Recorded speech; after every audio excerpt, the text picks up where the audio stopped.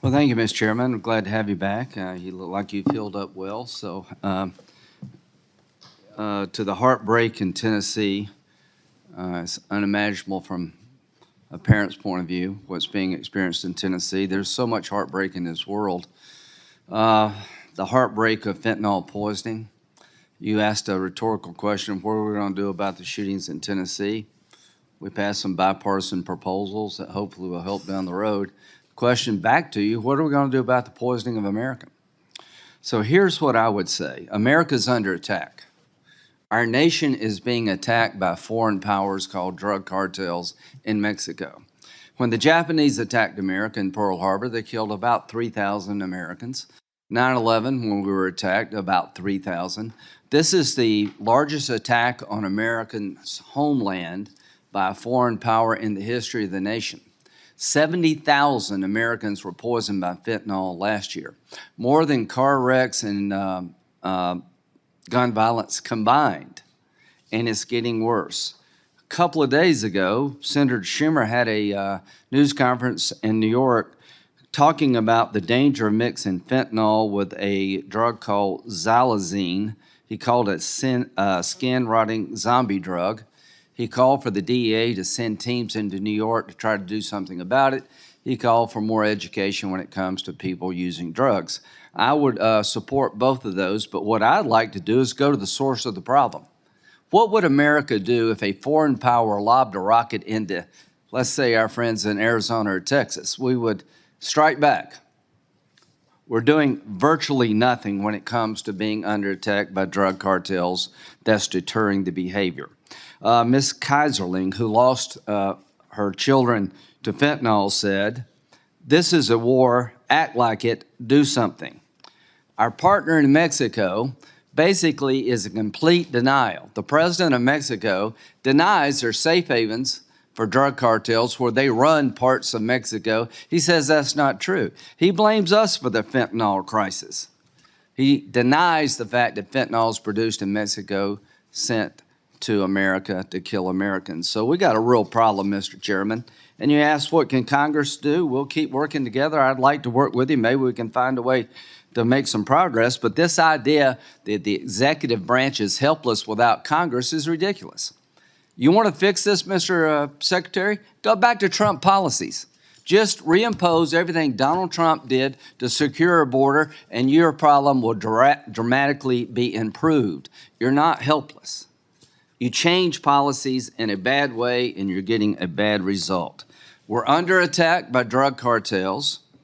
We've lost operational control of the border. This secretary has said numerous times, we have control of the border. The head of the Border Patrol about a couple of weeks ago said we don't have operational control of the border. Well, anybody who believes that we're in control of the border is in denial. We've lost control of our border. The number of people coming across our border on the terrorist watch list is going up like a rocket. So what's my concern? General Corelli said, the head of CENTCOM, due to our withdrawal from Afghanistan, the likelihood of an attack coming against America from Afghanistan could mature within 6 months without warning. You have a completely broken border. You have terrorism on the rise. This is a lethal combination, but this is just not me saying things. We actually have some evidence to suggest that what I'm saying is factually true.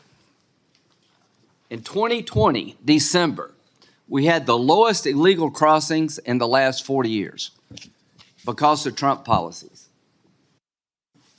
Since those policies were changed, we've had 4.8 million illegal encounters on the southern border. FY21, 1.7 million. FY22, 2.4 million, setting a record. The first time in the history of the country, 2 million illegal encounters at our border. Since October of 2022, 385,000 gotaways. The lowest illegal crossings in the history of the country for the last 40 years. In December, since you and the Biden administration have been in charge, look what's happened.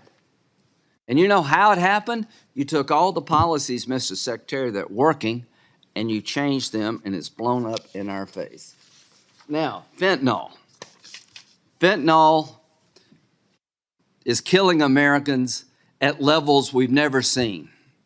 More people died last year from fentanyl poisoning in a single year than the entire Vietnam War that went on for over a decade.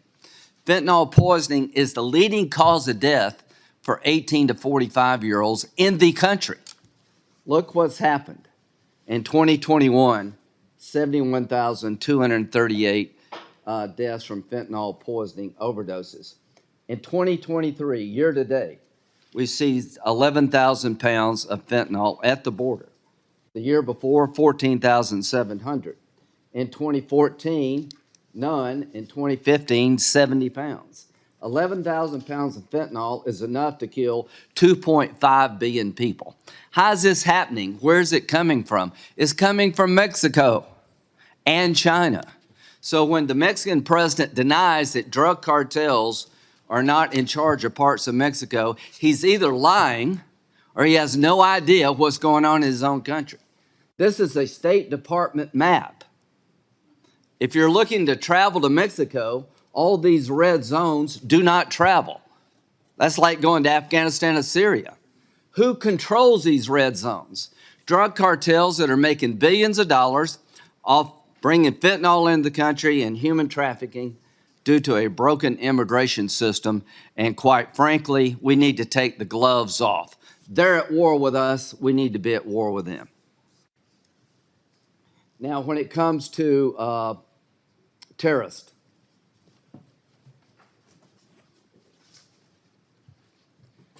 people apprehended on the terrorist watch list. 2021, it was 15. 2022, it's 98. To date, already 69. This is a lethal combination. People traveling to America on a terrorist watch list. The terrorists are getting stronger because of our withdrawal from Afghanistan, and they're coming here in larger numbers. If we do not change course, if we do not change where we're at, Americans are going to continue to die from drug cartel poisoning. The illegal immigration problem is exploding, and the human misery around it with no end in sight. We went from the lowest illegal crossings in December 2020 to over 4.2 million on your watch. Bottom line, the Corelli statement, if we have it. It's right there.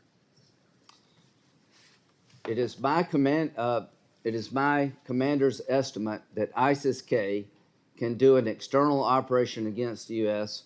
or Western interest abroad in under 6 months with little to no warning. You're on notice. You're on notice. You, your department, and the President of the United States is on notice. One of our field commanders in charge of the region right with terrorism is telling this nation in open sworn testimony that within 6 months, the enemy that's arising in Afghanistan has the ability to attack this country without warning. As he makes that statement, the lack of operational control of the border is a lethal combination for this country. So, Mr. Secretary,